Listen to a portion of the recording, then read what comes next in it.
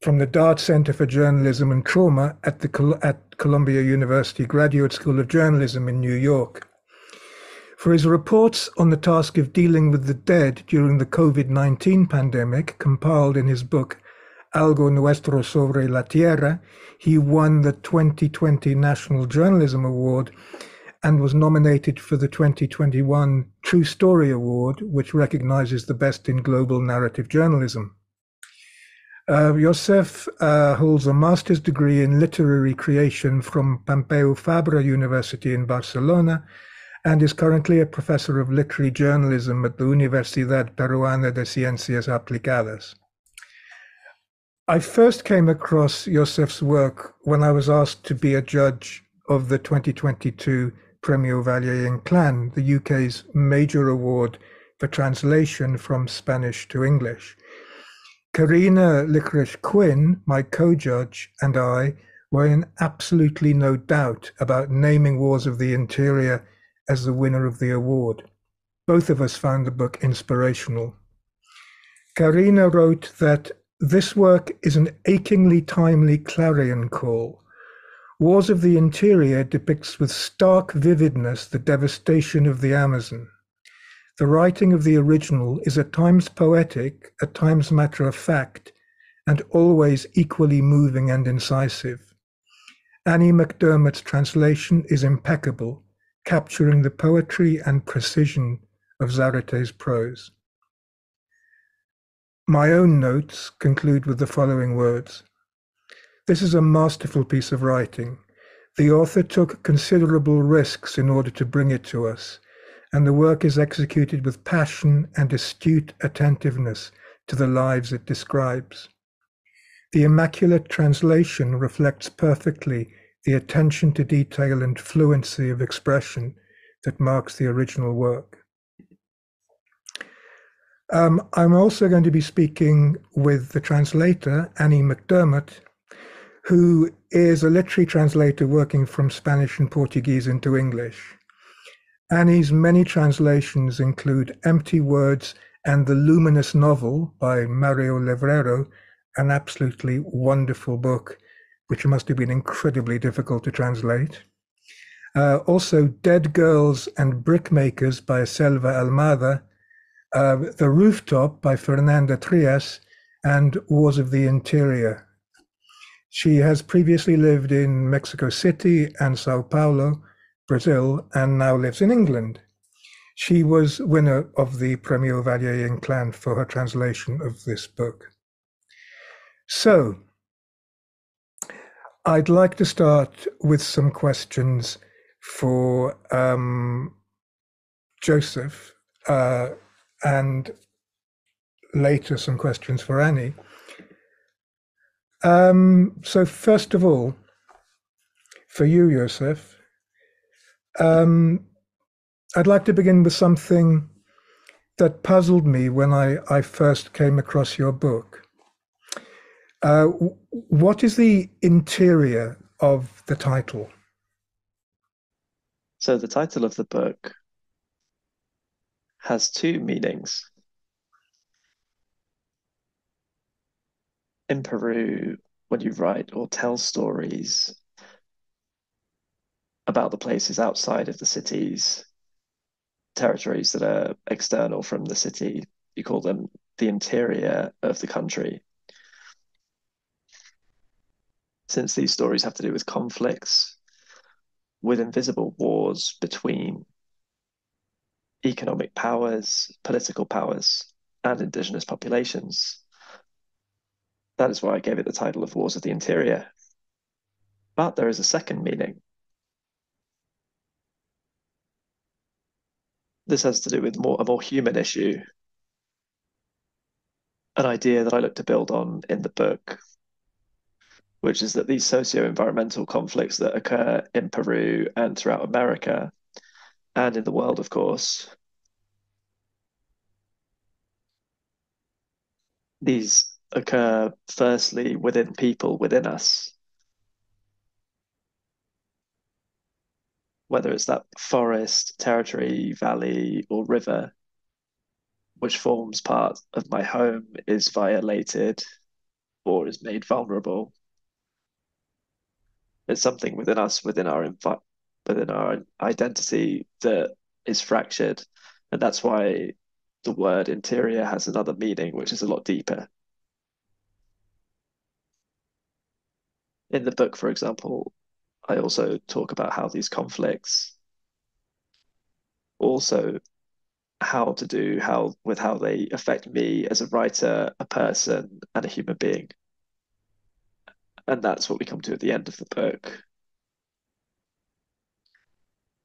To finish this first idea, it has these meanings, the physical meaning, and also a more internal human meaning, a more intimate meaning.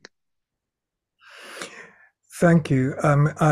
I think we'll probably be talking more about that later on in the conversation.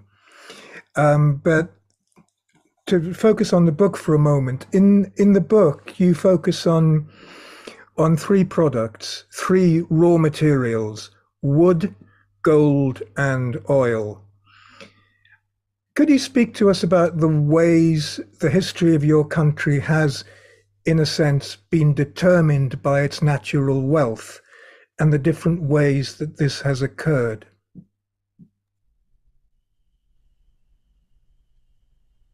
Yes, this is a very important question because the process of research for these columns, for these reports, I was thinking a lot uh, about how to organize the material that I had. I spent 15 years dedicated to investigative journalism. And above all, I write these kind of stories about indigenous communities, vulnerable communities in the Amazon and in the Andes in Peru. I had a lot of stories that I had written over the course of the years. So when I decided to write a book containing these stories that I'd written, I started to think about the drivers and the conductors that these accounts had. So one of the links that we could note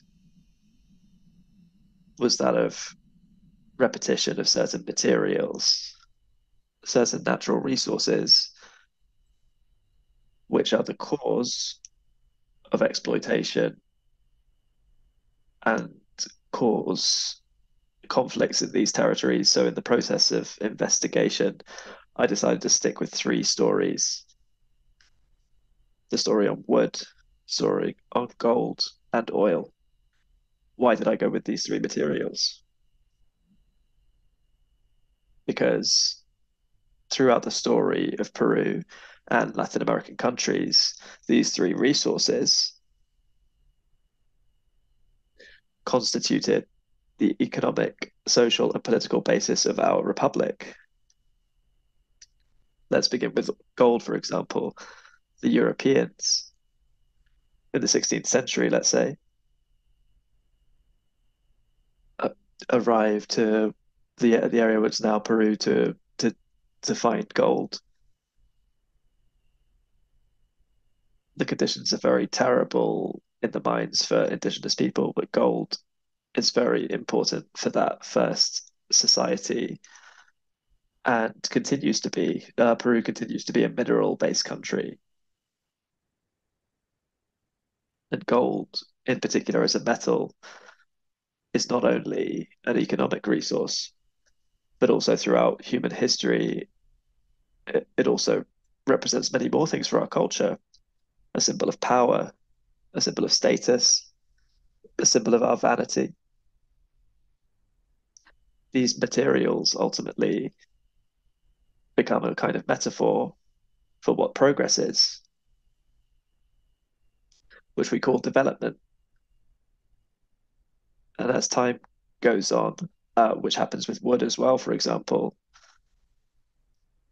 wood is a resource which is exploited from the 19th century onwards and began with the rubber boom, which caused a genocide in the Peruvian rainforest and in Brazil and Colombia.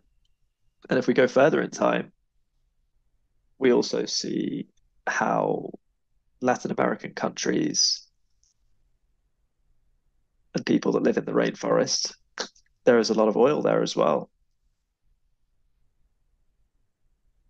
The exploitation of oil has been going on for a century and a half up to today, and is the element that runs our cities and is leading us to a terrible climate crisis throughout the world, not only in Peru.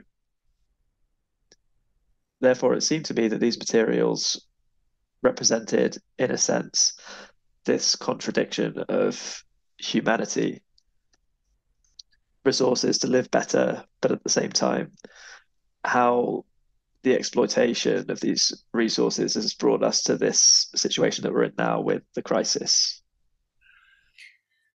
Okay, that's very clear. And since you raised the issue, I wondered if we could start with wood, and in the book, could you could you tell us how you came to hear of Edwin Chota and the Ashaninka community, and who was Edwin Chota, and why did you feel it important to write his story?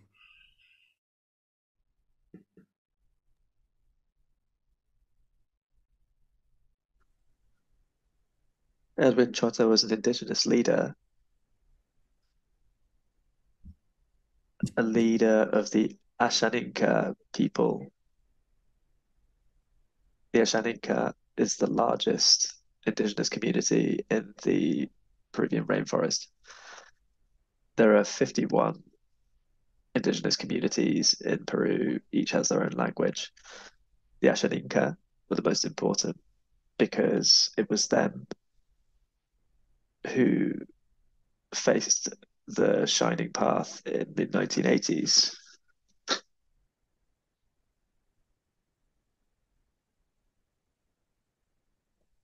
Edwin Chota was an electrical engineer who lived in Pucallpa, and once he traveled to the rainforest and fell in love with an Ashaninka woman.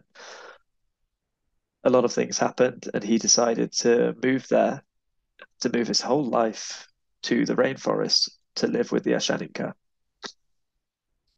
And since he was the only one that knew how to read and write, the Ashaninka choose him as their leader because for that community, it was very important for somebody to be able to help them to fight for the titles for their land because the legality of the territory had not been recognized. What happens with him is that over the course of 12 years, he begins to face wood traffickers in order to fight for the freedom of his fellow community members in the Ashaninka. In the end, he is assassinated, and some of his companions as well. This crime went unpunished, and the killers were found and they were freed.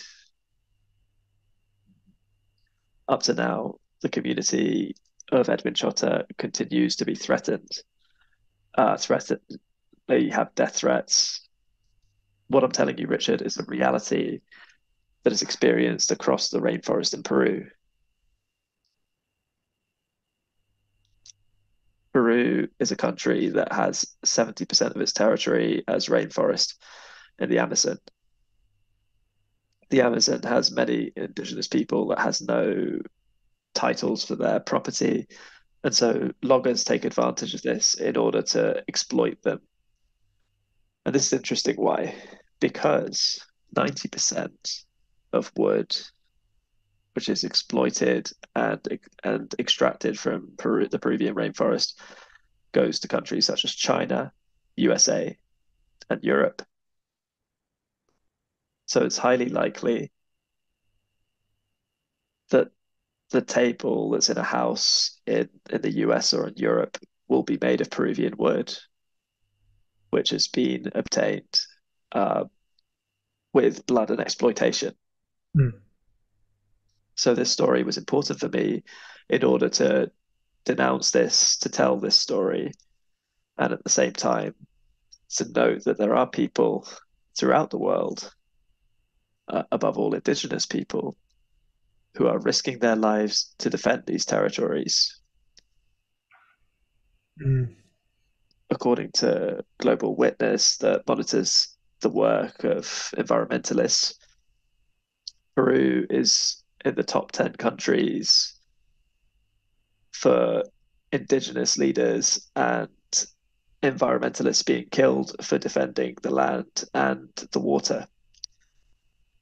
Mm. So I felt that this story could, in some way, speak to that and to make people think about where the responsibility lies for Mm. these crimes. Mm. Well, thank you for that explanation. In the second part of the book, you tell the story of Maxima Aunia, who is a farmer in the northern highlands of Peru, who has tried to defend her land from the incursions of a multinational oil company. It's a story that has become, unlike Edwin Cho's, it's a story that's become famous throughout the world, due in large part to Maxima being awarded the Goldman Environmental Prize in 2016. Could you tell us how you came to meet Maxima and what happened to her? Yes, the case of Maxima Aunia is very interesting because she is a woman who, let's say, if you saw her or if you knew her, she's a very small woman, very little. She seems like a very fragile woman, but actually she's a woman with incredible inner strength who seems harmless. But this woman, this mother of three children, has resisted the pressure and threats of the biggest gold mine in Latin America at that time, only over the course of almost a decade. I got to know her because I traveled to her house in the Andes in Cajamarca. I'm talking about high altitudes, 4,000 meters above sea level. And I spent 2 weeks with her because I wanted to understand her circumstances, what was the reality she was experiencing. In Lima, people said a lot of things about her. People said that she was taking advantage of the business to make money. They said that she belonged to terrorist groups. They said that she was being manipulated by radical left-wing NGOs. There was a lot of disinformation that arrived at the capital. But I think being a journalist is about going to the places where things are happening, to go and see and observe, experience what was happening. So what I did was travel to her house. I spent 2 weeks with her, and I literally slept side by side with her on a little bed. I slept next to her. I woke up with her every morning to milk the cows, to carry rocks. She could, of course, carry more rocks than me, to make food. And in that process, I got to know her story. Working with her during those days, and I could see how the security men would go 5 or 6 times a day to Maxima's house to hound her to take photos of her land, because in that place where she lived, there's a lot of gold, a lot of precious metals to exploit. So for her to be at the heart of that project is inconvenient. This lake, for example, that you're seeing on the screen, is a lake called Laguna Azul and is just in front of Maxima's land. And the mining company proposed draining the lake and making it disappear in order to put waste materials from mining that are toxic there. They wanted to do this with this lake and three others. So Maxima, of course, was not going to allow this. So Maxima became an icon of resistance. Starting with this, she became an environmental leader and not an indigenous leader. She was simply a farmer and a mother, and all she wanted was to live in peace, nothing else. So for me, the story of Maxima was very important because it made me think that what we're able to do to defend our homes, we all have a place that we call home. But what would happen if someone came who had a lot of power to try to take your home away, to take you away from your place? Of course, you're going to react with force defensively. And I think the story of Maxima makes us think about that.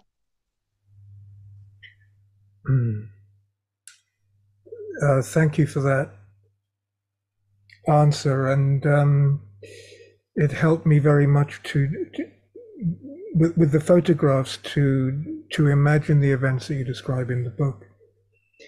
In the third section, you tell the story of an 11-year-old boy, Osman Kunyachi, who is promised a generous reward by the oil company and volunteers to help clean up an oil spill in the river that passes through his village. Instead of the promised fee of 150 soles, he receives just 2 soles, around 50 pence in our currency, one of which he gives to his mother, the other he spends on a Pepsi and a bag of animal crackers. And I found these details so moving in the book. I find it kind of heartbreaking. Anyway, they're promised all this money to clear up the oil, and he falls ill shortly afterwards. But the longer-term effects of Osman's exposure to raw oil on that day might well have longer-lasting effects on his health and of many others like him. We learn that there are many such spills in the Peruvian Amazon area, some of them caused intentionally. Could you tell us why this occurs and the ways in which contact with the oil damages the health of people and what is being done about it? Thanks, Richard, for the question. I think it's very important to take into account something which is important. Sometimes we don't think of oil as this prehistoric substance because it's so naturalized in our daily lives. So in the 1980s, we used the majority of oil to drive vehicles, and the rest is for the petrochemicals industry, plastics that we buy in the shops, these kinds of things for our daily lives. And in Peru, Peru is one of the highest consumers of oil in Latin America. This material, this resource, which has allowed, in a sense, for modern cities to exist, is certainly contaminating the Amazon, the Peruvian Amazon, and the Amazon in Ecuador, Colombia, and Brazil, Venezuela. In the case of Peru, just to give you an idea, Richard, in the last 20 years, there have been around 500 oil spills in the rainforest. So just imagine how contaminated the rivers, the land, and the water are with oil contamination. The thing is that it's a slow contamination. So there's an impact on people's health, but it's not immediate. So over the course of years, you see a deterioration and a worsening in the health of people. There are already many reported cases that have been investigated.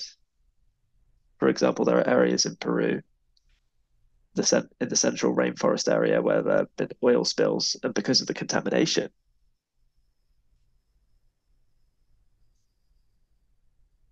children start to have problems with development and learning.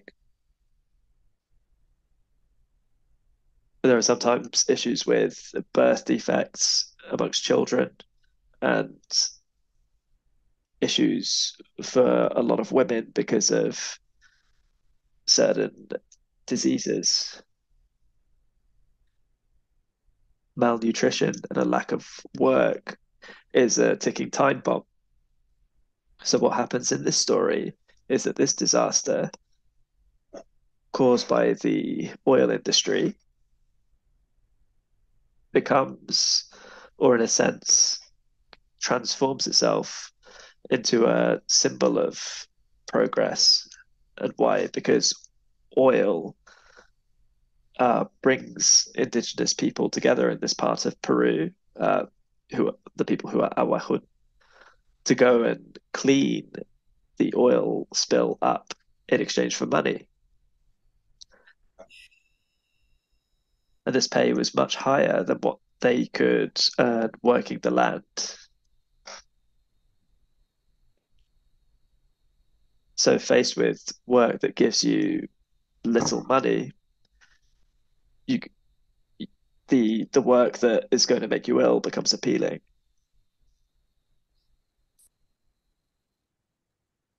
And with Osman and Royhan and Oman, the three siblings went to go and collect oil. And so Osman, because he's smaller, took more time. And with the toxicology studies done by organizations, it was shown that in more than 50 children that went to collect oil, at least 30 of them displayed high levels or higher than the permitted levels of toxic and heavy metals.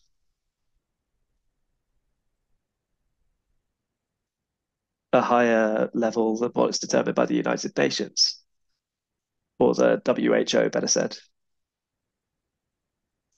So this story attempts, in a sense, to denounce this and to reveal this, because the oil industry denied this and the participation of the children in the collection of oil right to the very end. But also, a lot more interestingly, was to make that link. Sometimes we think that what happens in the Amazon, hundreds of miles away from London or Germany or the US, what happens in the Amazon has nothing to do with me. But in reality, it does. The role of journalism is, for me, to create a bridge of empathy between that reality that I think is foreign and my own reality, to make us realize that humanity is a network where the impact in one place will have consequences in another and vice versa. So that was part of the objective of the story. And of course, it worked because we're reading it. So over recent years, you've written accounts of individuals, stories of men and women who take on economic and political power, mafias and corruption, to defend the forests, the mountains, and the rivers that these people that you live among call home. I can only imagine that this sometimes involves a degree of personal risk. What kinds of threats or opposition have you encountered during this time while doing your job as a journalist?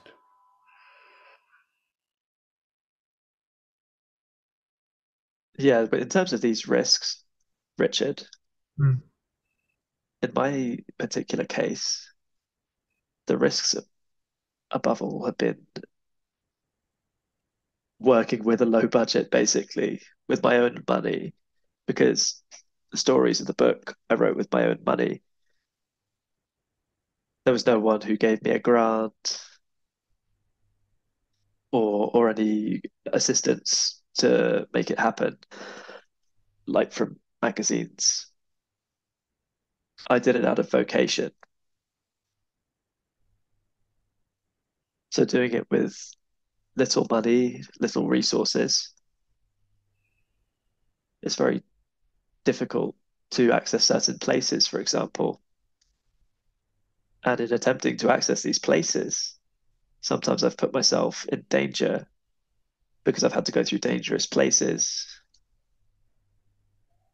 because I had to cross a hill through it on another side because it was cheaper to do so. Or maybe I was held in a place and I'm not a powerful or influential person. And so I had to find other ways to get to Maxima's house, for example. Mm. So it was very complicated in this way.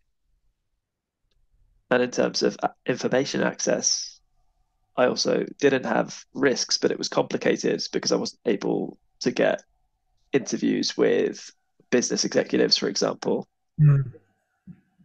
in wood or in oil. But risks in terms of threats, up to now, I have not experienced this, but I've known other colleagues in my own country and others who have been threatened. Mm. I think that the reporters who are most threatened for doing this work are the people who live there.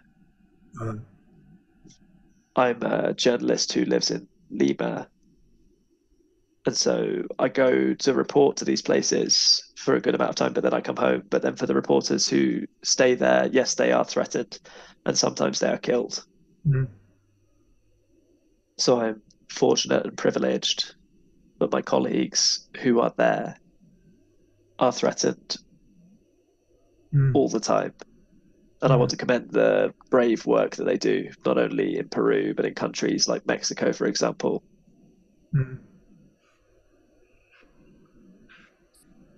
And then there, as we know, journalists are assassinated every day. If I was doing the same work in Mexico, no doubt I would be dead already. Mm. So I think it's very important to make that distinction. Yeah. Yeah, no, I do appreciate that, and thanks for your answer. Um, you write that with time and travel and reading, I came to understand that when I wrote about these land disputes and about the people who inhabit and defend the mountains and jungles, I wasn't giving them a voice, I was giving a voice to myself. I had been writing without meaning to about the place my family came from. Can you expand on this statement? Yes, well, for me, as I say at the end of the book, as you've been able to see, the book is like a trip, right? You go from the wood to gold to oil, and that's the personal reflection where I explain a little bit about why I wrote these stories. And the reason I did it, I hadn't identified at first. I'm a journalist who comes from quite a poor area. My family doesn't have money,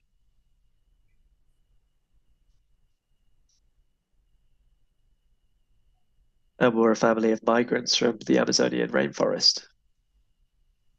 My grandmother was an indigenous person who was born in the Amazon and traveled to the city to study and become a nurse.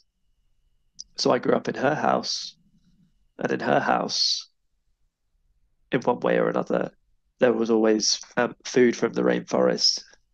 And so I had a link with that territory, the rural part of Peru. Nevertheless, I've realized that my grandmother didn't speak a lot about where she came from. I knew that she came from the rainforest, but she didn't talk what about which community.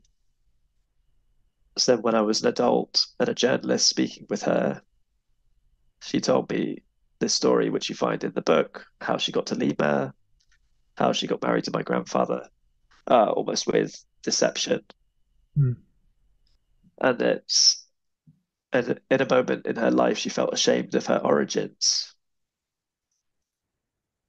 In Lima, she was discriminated against for her accent, the way that she spoke, because she wasn't very educated formally. So she told me all this, and I realized that I was also connected with these memories, with this territory in one way or another that had been rejected. While my grandmother rejected or was embarrassed about her indigenous past, I wrote about people who embraced this and felt proud of this identity, which gave life to this identity. So I felt that there was a link here. And when writing about Edwin Chota, Maxima Aunia, Osman Kunyachi, I was also taking a journey of exploring my own roots and who I am. Mm. I think that's the beauty of journalism as well. If you do it with commitment, you can also make an exploration of who one is. What is your way of being in the world? That is why I added the epilogue. Mm. Yeah, and I found that those final pages particularly absorbing and almost meditative because they gave me pause to reflect upon my reading of the entire book in a slightly different way. And in that final section, when you talk about your grandmother, you raise several questions. They're very important questions. One of them is the way that the figures you write about are conflicted about what defines them, and they work to untangle these conflicts, how they opt to stay and wage a kind of war inside and outside themselves to stop their culture and the life they know being crushed by the might of a corporation, a mafia, or a government that treats them as though they weren't citizens. So overtly, this might be to do with the titles of their land, the refusal of the state to acknowledge indigenous communities, the entitlement to the land that they and their ancestors have lived on for generations. And in a curious way, by writing about the plight of these communities, you touch on something that goes beyond the conflicts that happen, as you say, out there at the roadblocks and mass demonstrations. You're addressing things that affect all of us, whether we are directly aware of them or not. I mean, the environmental conflicts you describe affect what we might call the soul of the world or the collective unconscious. When we see images of the destruction of the rainforest, of the vast areas of land laid waste by deforestation, or images of gigantic oil spills like the British Petroleum Deepwater Horizon spill in the Gulf of Mexico, we are kind of somehow bereft, even if we can't quite identify the source of our pain. But it feels as though something common to us all has been damaged, perhaps beyond repair. How would you attempt to explain that feeling of loss? And how might someone reading your book, your work in general, be expected to respond? I mean, your book is not a call to action, at least not overtly. But what message would you like to send your readers with this book?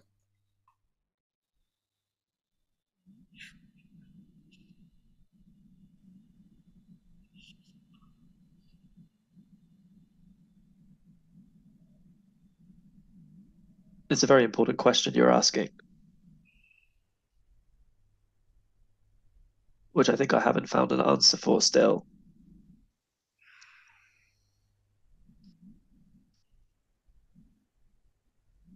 But as I was saying to you a few days ago, 2 months ago, more or less 2 months ago, I was traveling down the Amazon River, the widest river in the world that has almost 7,000 kilometers of length, getting to know many communities, speaking with many people, indigenous people, scientists, people who take care of the environment. A lot of people I got to know on this journey from Ecuador, Peru, Colombia. And I remember very well an interview with a young indigenous person of 18 years of the Witoto community, which could perhaps respond to the question you've asked me. I asked her, the last question I asked her is how you imagine the future of the Amazon. How do you imagine it? For this, you already told me that she came from a displaced community because of repression that damages the environment in Brazil. And her family had lost certain rituals.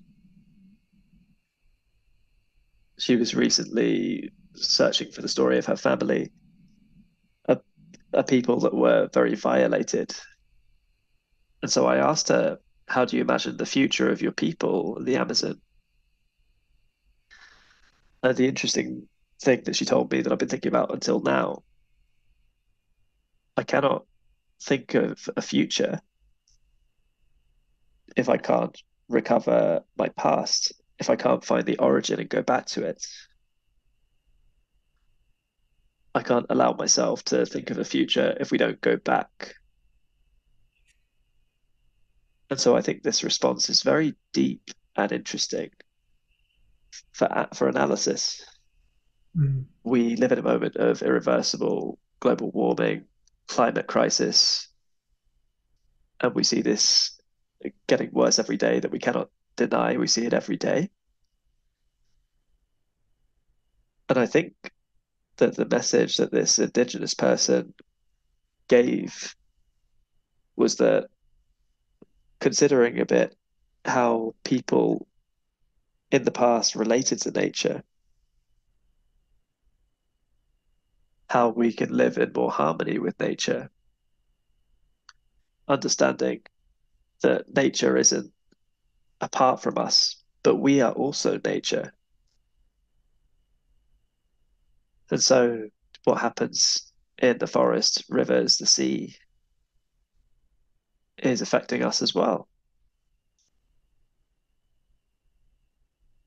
So I think this response of going back to the origin, to go back to our roots, is very interesting to perhaps find in that journey of going back to nature and these ancestral understandings and this historical relationship that we have with the planet.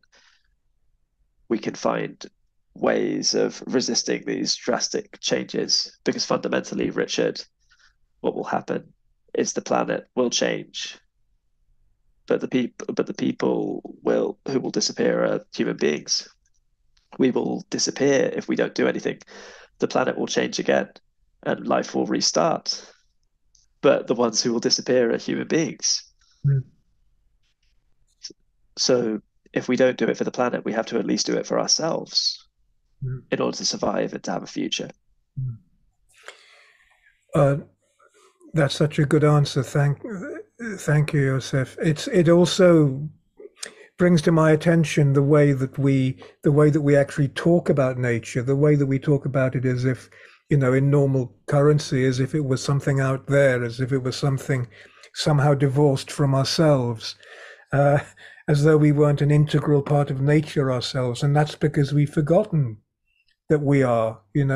Culturally, we talk about, going into nature and looking after nature. It's a kind of question that wouldn't even, I believe, occur to an indigenous person to make that distinction and to think that you weren't actually nature itself.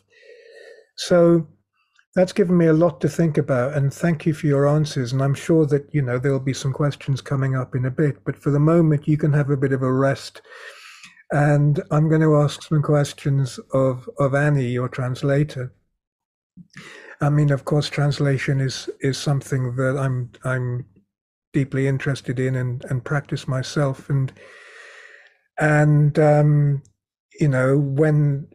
I was asked to co-judge this prize last year,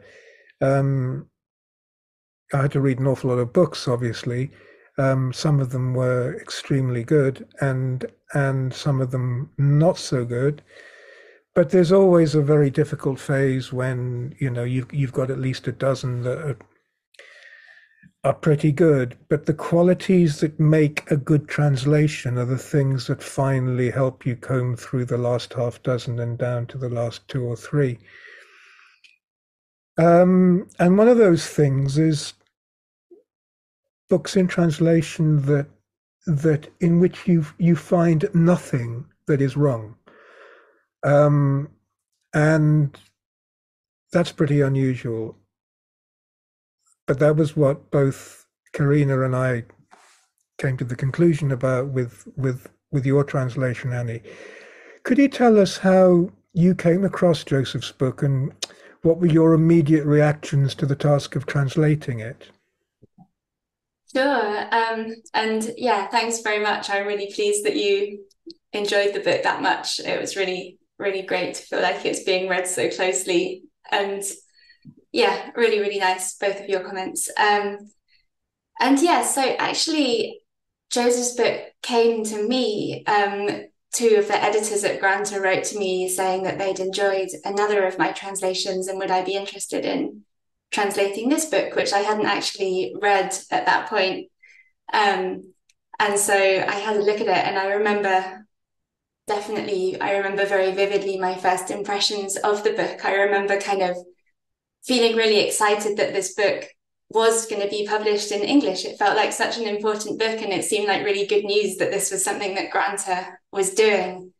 And I found it very exciting, this combination. I mean, we've got a bit of a sense of it from hearing Joseph talk about it today, the kind of combination of these very sweeping narratives, for example, thinking about kind of the history of gold, the history of humanity's relationship with gold, which is a huge story. It's about, as we've been talking about, it's about greed, vanity, kind of colonialism, these huge stories. But what made this book seem really exciting and different was the way that these huge narratives are kind of explored through individual people's stories. So one of the epigraphs to the book comes from Svetlana Alexievich, and her talking about how she reduces history to the scale of the human being. And I found that that's what made this book seem so exciting to me. It's dealing with these huge themes, but in a really human scale. And that made it feel like an exciting translation project as well, because it's something about this human scale that brings a lot of the immediacy to the writing. And I thought that's something that I was looking forward to kind of getting to grips with as a translator, to really kind of bringing these characters into English and making them feel just as kind of vivid and real as they do in the Spanish. And yeah, I was excited also, thinking I'm going to learn so much from translating this book, because it's stuff that, yeah, like we all know to an extent about what's going on, but to kind of have to do so much research and do so much thinking about it, I was really looking forward to what an education it would be for me, which it was. And it kind of sent me off in a lot of different directions. I even ended up taking some Quechua classes in a local church near my house in London for a while, not because that was necessary for the translation, but just because it was an exciting new thing to be thinking about.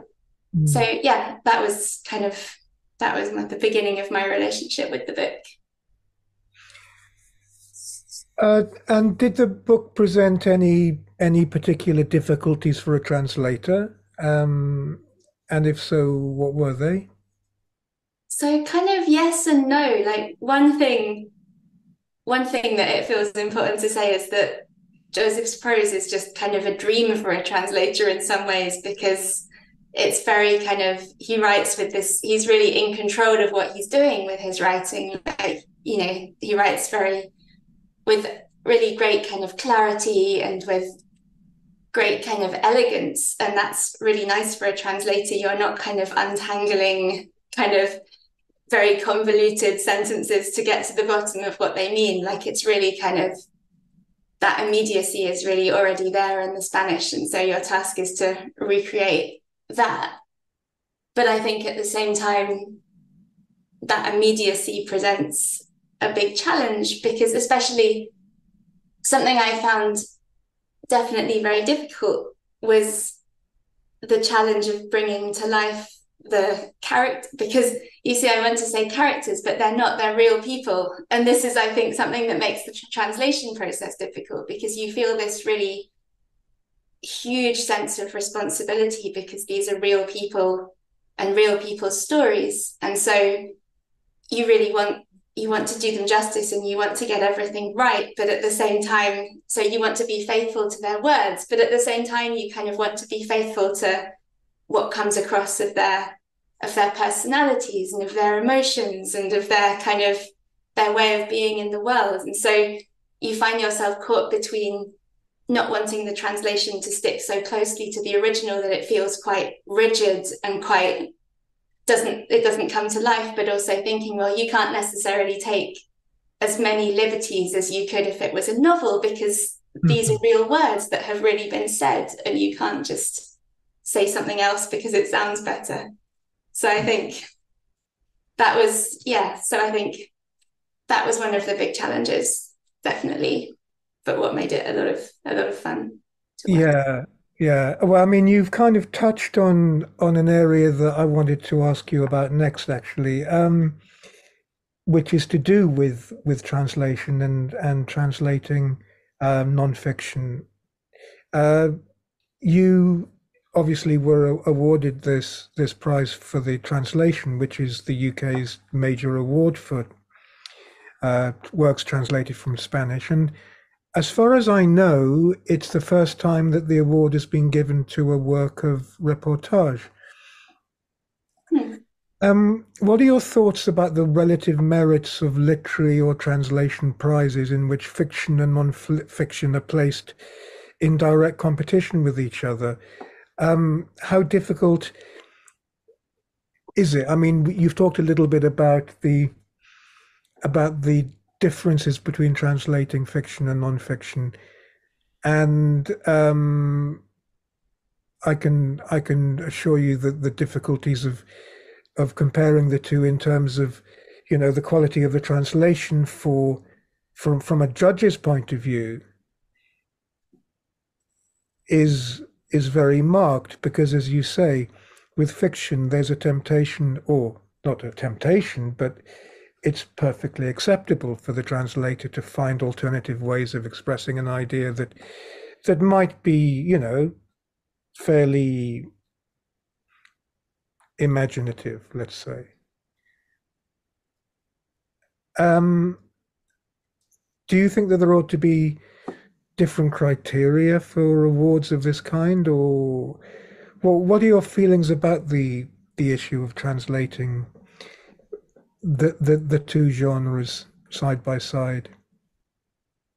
Yeah, it's a really good question. It's something that I've thought about a lot in the past, because I judged a translation prize a couple of years ago, which also was a prize that was for either both fiction and non-fiction. And so I was thinking a lot about how a non-fiction book could come to the judge's attention, and thinking it was very important for them to get the consideration that they deserve, even if sometimes I think fiction translation gets a bit more.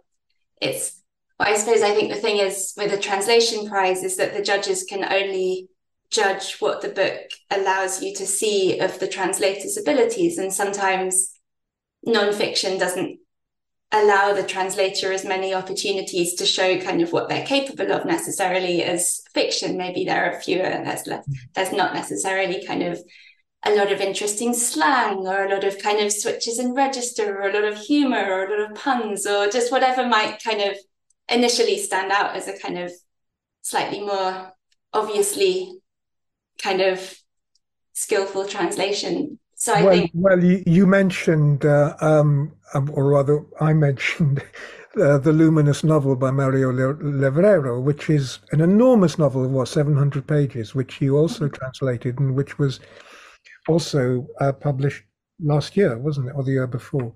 Because it was one of our lists, and you know, it's an astonishing novel, and the challenges put forward by a novel of that kind are so different from translating Josef's book. Sorry, that was an interruption.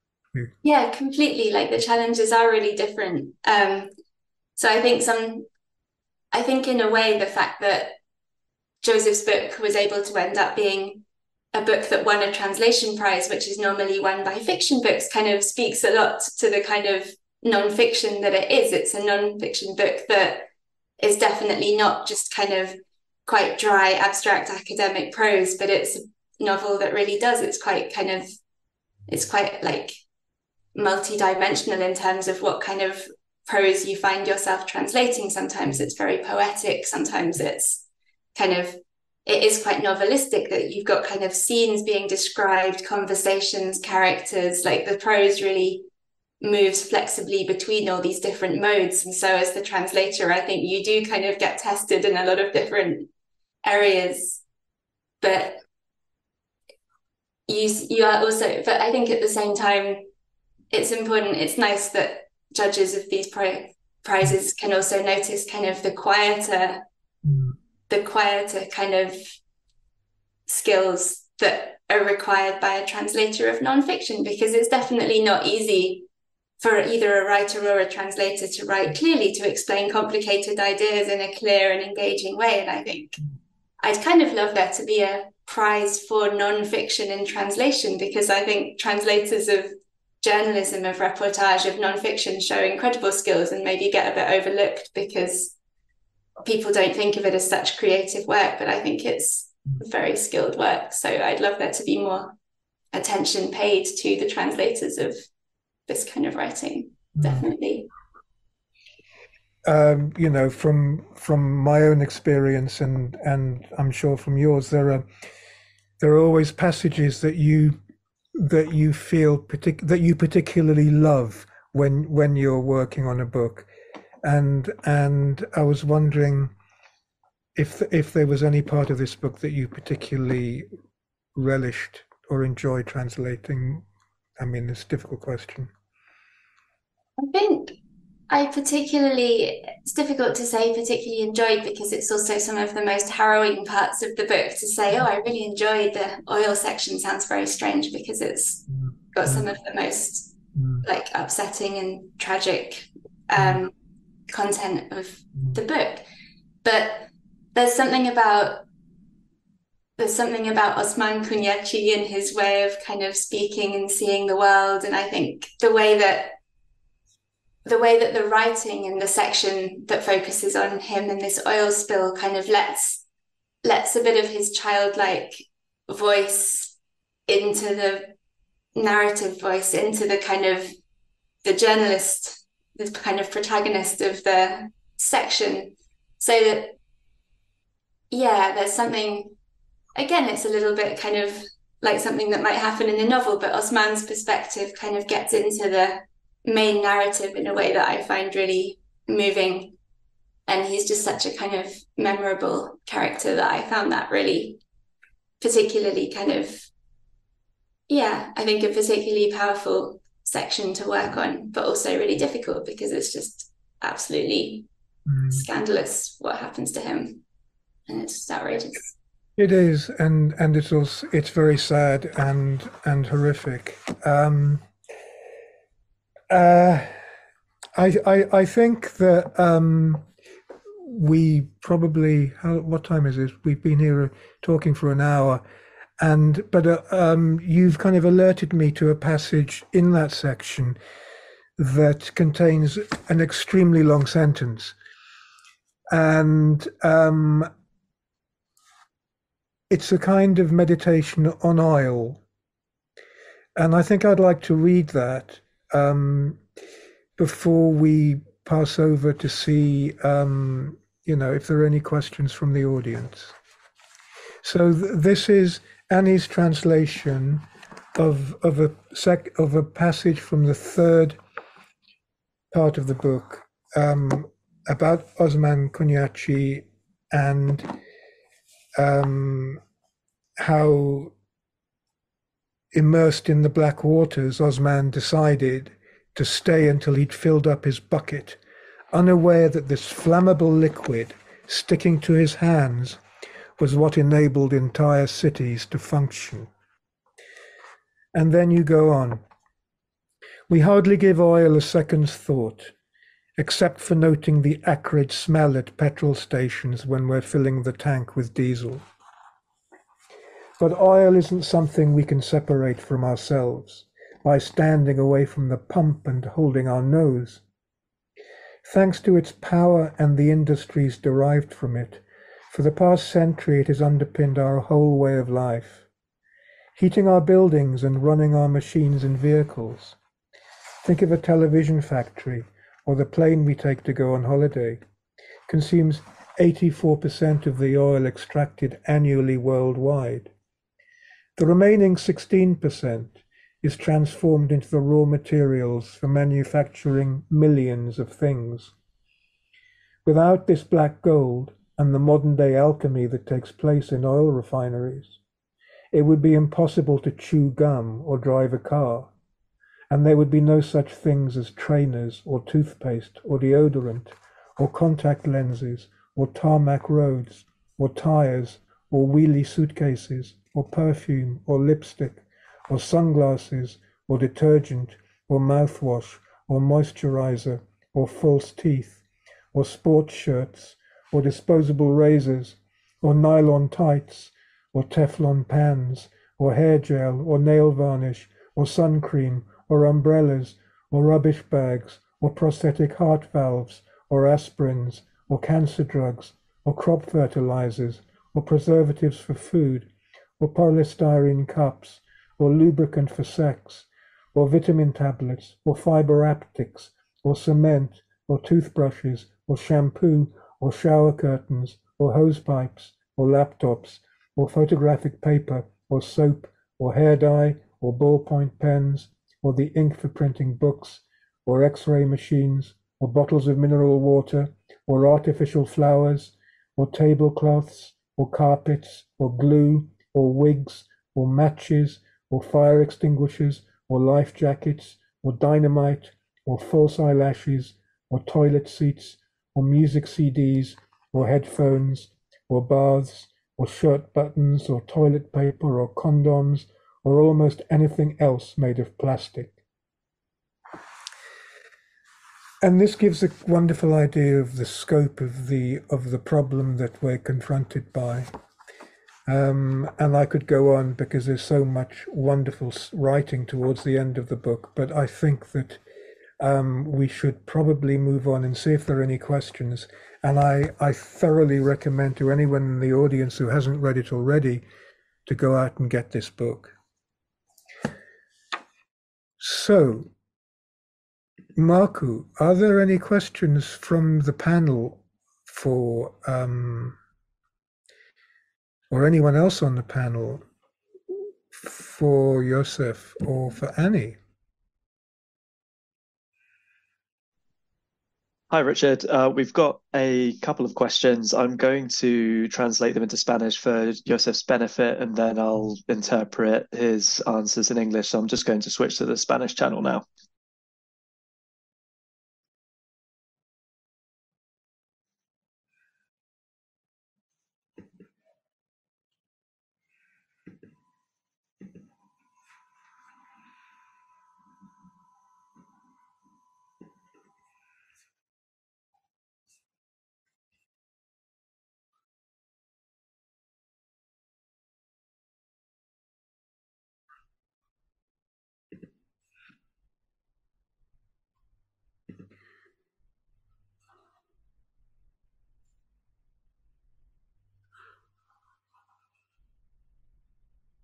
Yeah,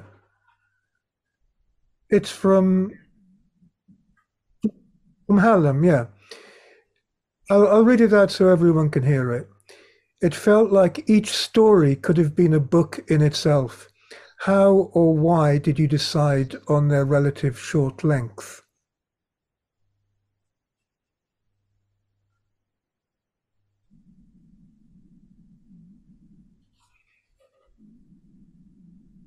So I'm a reporter, I'm a journalist.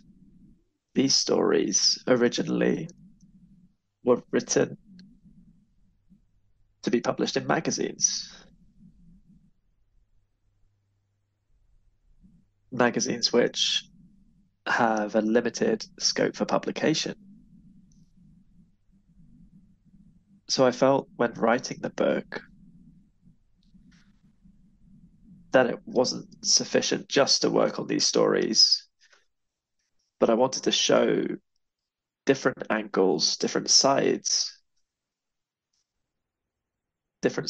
of this idea. I wanted to work on the book which had something to do with discussing the idea of societal progress. What is progress?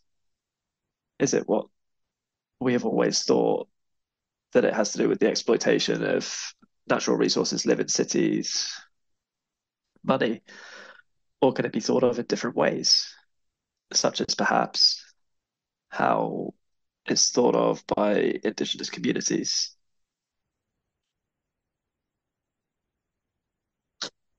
To have these three approximations to this same question can lead to critical thinking on what progress is. So with the first versions of these stories, what I did was expand them, investigate more. I deepened them and I expanded them. Of course, I decided for them to be three short stories, when in reality they're medium length stories, which are 11, 12,000 words.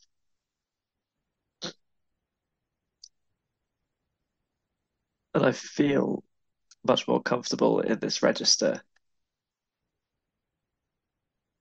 This type of reporting columns are like real life stories. So if I wrote fiction, this would be more my register. So I think for these reasons, for the convenience of the register, and also to have a greater scope, greater volume, other approximations to this question that I look to answer.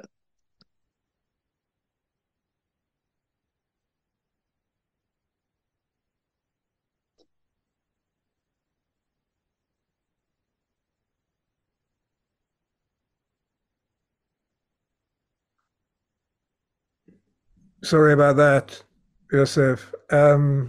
We all do that on occasion. There's another question here from somebody called Rose Gwynn. I was very moved by Maxima's story. Do you know what's happening with her now? Do you know what she's doing? Yes, of course. I have news from some of them from time to time. And what I know up to now is that at the moment she's an elder person. And let's say, she has some psychological stress symptoms that have damaged her health. So now she doesn't spend so much time in her own land where the livestock are, because there are no hospitals and medical services in those places. So if anything were to happen to her, it would be very difficult to move her or to take her elsewhere. And that's why most of the time she's spending in Cajamarca City, which is the closest city to her home. And it's her children that are spending more, her elder children who are spending more time looking after the land. with the Goldman Prize that she received, she was able to buy a home in the city and lives there and has her hens, plants, and tries to live a more quiet life. However, the judgment for the ownership of those properties are still ongoing. She's won twice, but the mining company has appealed. Has gone back to restart the case to maintain that pressure. That is what I know up to now on how she is. Thank you very much. There's a question here from Kevin. One of the themes running through the three stories is the perverse role of public institutions, especially the state. In Wood, you quote Ruth Buendia, who says the greatest danger is the state, which will betray us when it should defend us. What is being done in Peru to reform public institutions? Yes, I think this is a very important question for understanding how the political class in Peru and Latin America ends up playing in favor of these attacks on indigenous communities. What happens in the case of the story of Edwin Cho is, as I told you just now, 80–90% of wood that's extracted and exported worldwide is illegally sourced. For this to happen, for this to be 80–90% of the wood that is of illegal origin, is because of the involvement of the authorities who should tax and monitor that wood is extracted in a legal way that respects the rights of people. This is not happening because the state system, or a large part of the state system in Peru, is linked to the exploitation of natural resources and is profoundly corrupt, deeply corrupt. For example, in the book, I explain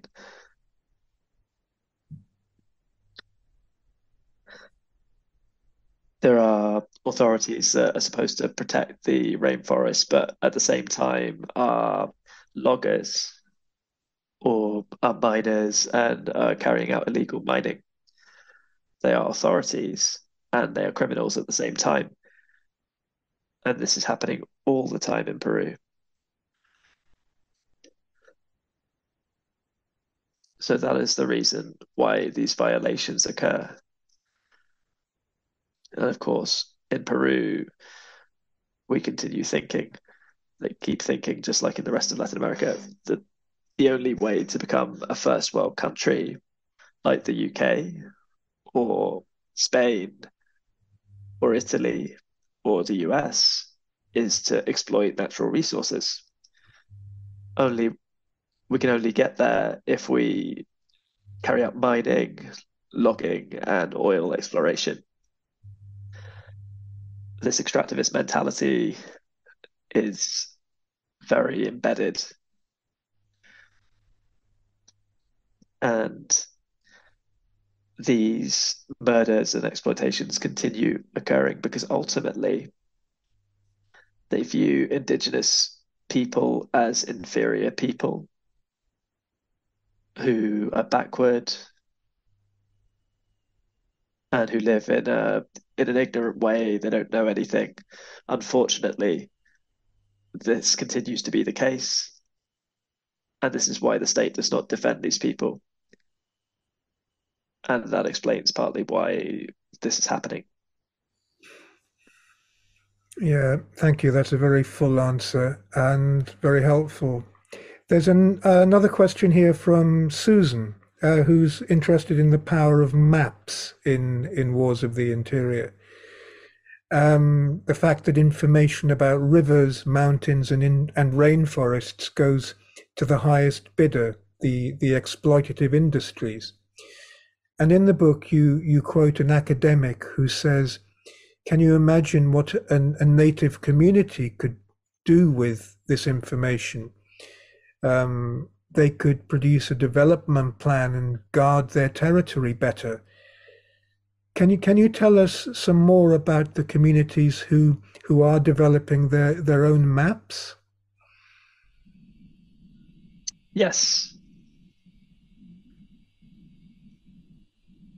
In Peru, there are approximately 1,300 Amazonian communities.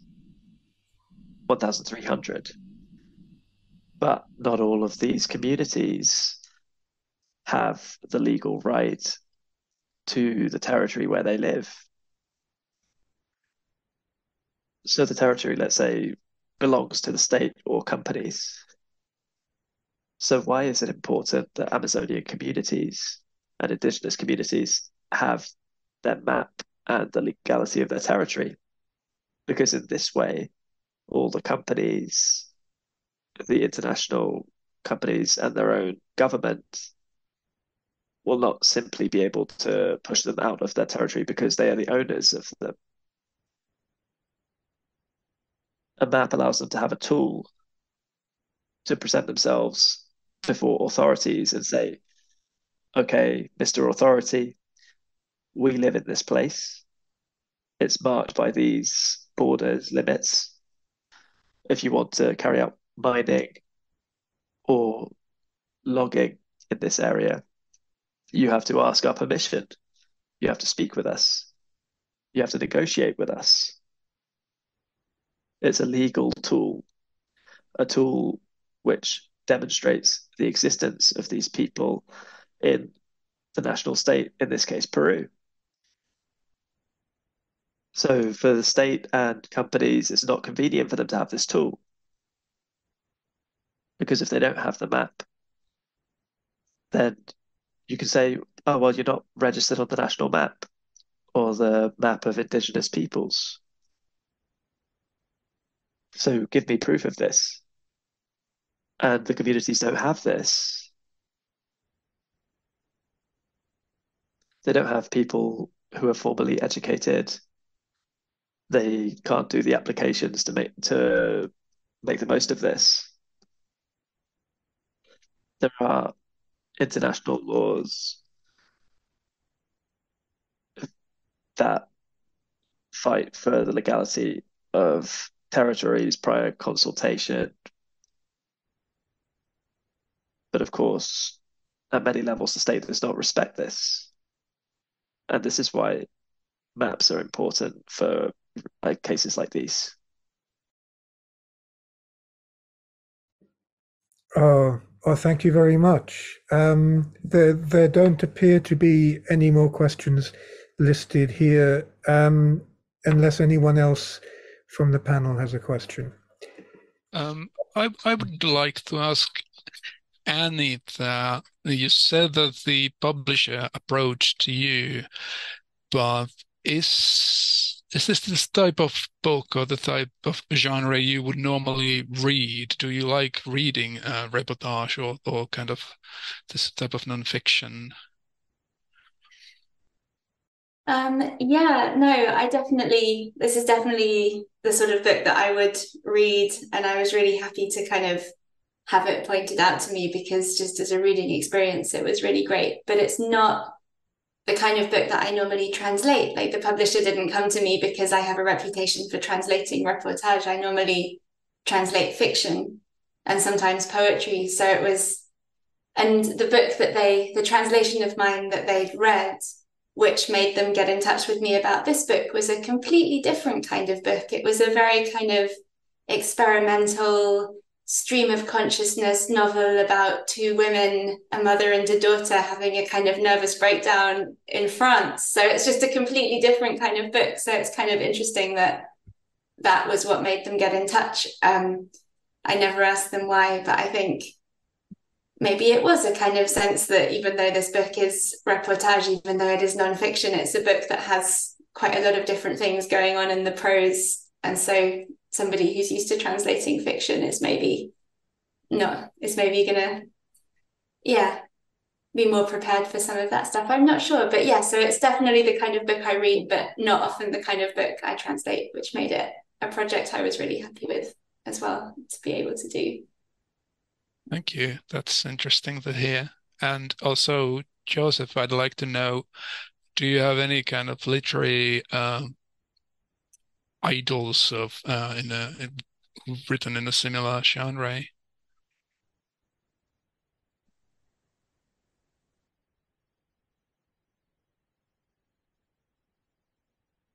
Well, above all, for this project in particular, Wars of the Interior, I look to read other columns, particularly similar works. But as mentioned, Annie before, uh, the literature of Alexievich, which has a poetic streak in his work and also multi-dimensional, because these are classic columns. So it's multifaceted work, not so much in the way she works, but how she approaches the work with intimacy, sensitivity, which really resonated with me. But something which I focus on a lot when I'm working is reading poetry. I read a lot of poetry. I think in reality, maybe too much because it's difficult for me to read novels. I read a lot of stories, but above all, poetry. At the moment, I'm reading a lot of authors that write documentary poetry about my country, murders that occurred a few months ago here in Peru by the state itself. And I found in documentary poetry added tools for my writing and the project that I'm doing for this project on the Amazon River. I like the phrase that Richard said a lot about making a biography of the Amazon River, which would be very interesting to work like that, to observe, work with the Amazon River like a living thing.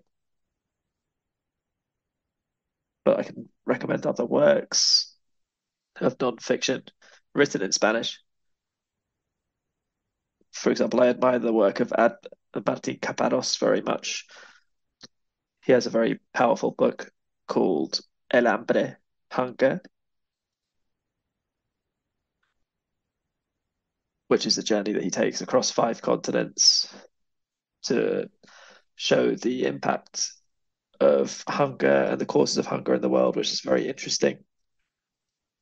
I can also recommend the columns and literature of Leila Guerriero, an author from Argentina. Very interesting work, profiling artists, intellectuals in the Spanish-speaking world, young writers as well. For example, Santiago Wales,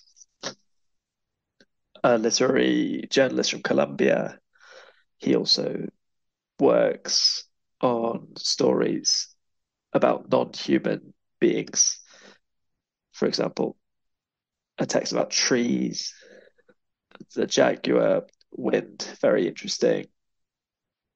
Another author that I like very much as well, or a female author that I like a lot, is Sabrina Uker, who is Ecuadorian. She has a beautiful book of profiles as well, and characters of Brazilian and Portuguese origin, intellectuals, artists. The work of Amos Morales, Spanish work on migration, refugees, the war in the Middle East, very powerful work. The work of Oscar Martinez, a writer from El Salvador, who has, in the end, there's a lot of columns, authors who are doing incredible work, each of them on their subjects, and what interests them, what obsesses them, and they do very courageous work. And it's very good to follow in their footsteps. Thank you. That will keep Annie busy for a while. Yeah. I'd also like to say, nothing else, I'd like to thank Annie for the great work she's done with the book. I said it to her before, and I wanted to say it publicly, that she improved my book.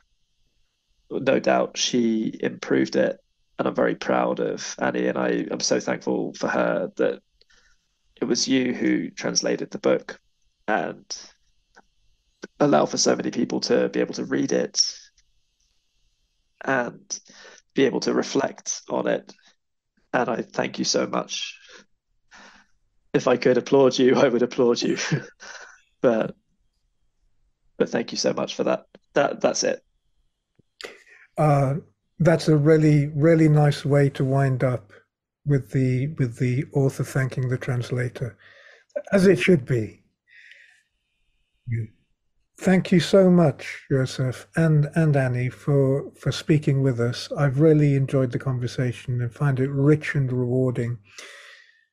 And just before we started, I received an email from Karina Licorice Quinn, who was my co-judge on the competition, who couldn't come this evening because she's got a small child. She's got childcare, and she said to tell you, if you would, how deeply affecting I found his book and how much I admire it. It inspired me greatly, she said, and those are sentiments that I share. And I just thought I should let you know while I've got you here. So thanks again for a wonderful conversation, and I'm so glad that it's been recorded, because I'll be able to take it in next time in a way that sometimes is difficult to do when you're actually present. And on that note, thank you also, Annie and Marku and everyone who's attended, whether we've heard from you or not. I really appreciate the effort you've made to come along and listen to us. So have a good evening. It's All Souls Day today, which at first made me wonder whether or not we'd be able to do this, but I think they're all out there. And I'll say goodbye. Oh, sorry, I needed to thank Mike for the translation, for the interpreting, because the unseen interpreter is often neglected at these moments, and I'd like to thank you, Mike, for doing a sterling job. Thanks, Richard. Thanks, everyone. Yeah, thank you. Okay, that's it. Can you sign us off now, Marku? Can you play something on the trombone or something?